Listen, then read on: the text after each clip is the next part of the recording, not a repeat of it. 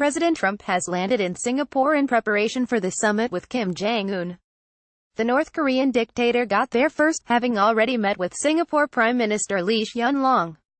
The real action will be taking place tomorrow, but the details of how Trump and Kim arrived raise a few interesting questions.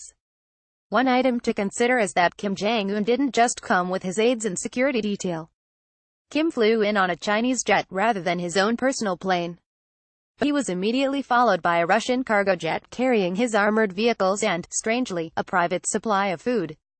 Washington Times. North Korean dictator Kim Jong-un arrived at this island city-state Sunday ahead of a historic summit with President Trump, bringing with him an extensive security force and a private food supply. Mr. Kim was greeted at the airport by Singapore Foreign Minister Vivian Balakrishnan, who tweeted a photo of the welcoming. After arriving in a Chinese jet, Mr. Kim traveled in a long motorcade through the city to the luxurious St. Regis Hotel that will serve as Mr. Kim's base during the summit.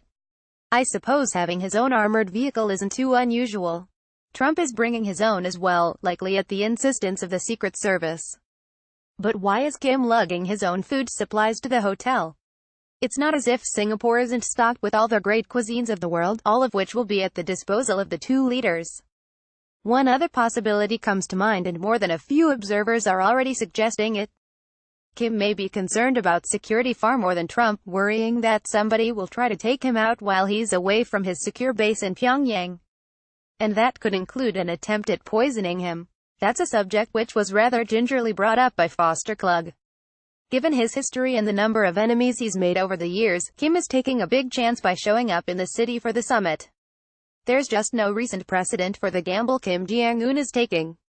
Singapore's The Straits Times reported earlier this month that the Singapore government declared that 4 black BMW sedans with armored bodies that can withstand gunshots, explosives and grenades were exempt from certain traffic rules through June 30th. The newspaper said the vehicles weren't from a local authorized dealer, which suggests the cars were brought in specifically for the summit and may be used by Kim. Kim's bodyguards will certainly travel with him, providing trusted protection to back up local Singapore security that will control the perimeter and crowds, said Choi Kong, vice president of Seoul's Asan Institute for Policy Studies. One benefit of Singapore from the North Korean point of view is that there will probably not be any anti-North Korea protests during Kim's stay. Singapore is like a police state. How can such rallies take place there? Anyone involved in rallies would be arrested, Choi said. I'll confess that it's tempting to wonder if this entire summit wasn't some elaborate trap intended to draw Kim out of his bunker and into a bustling urban center where something unfortunate might happen to him. But that's more like fodder for a John Grisham novel than any sort of reality.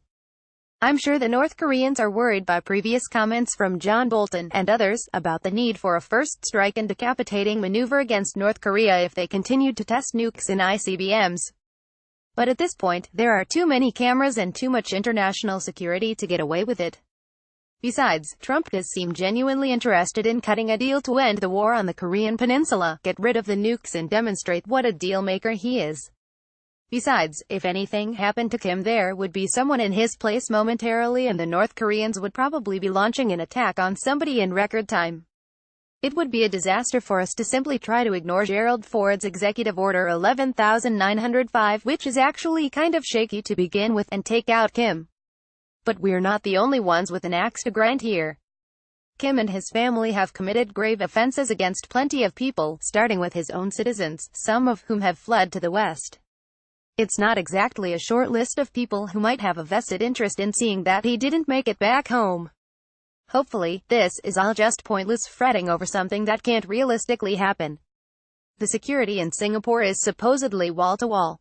It's an autocratic security state where public freedoms are limited to begin with, so their police state can lock the place down.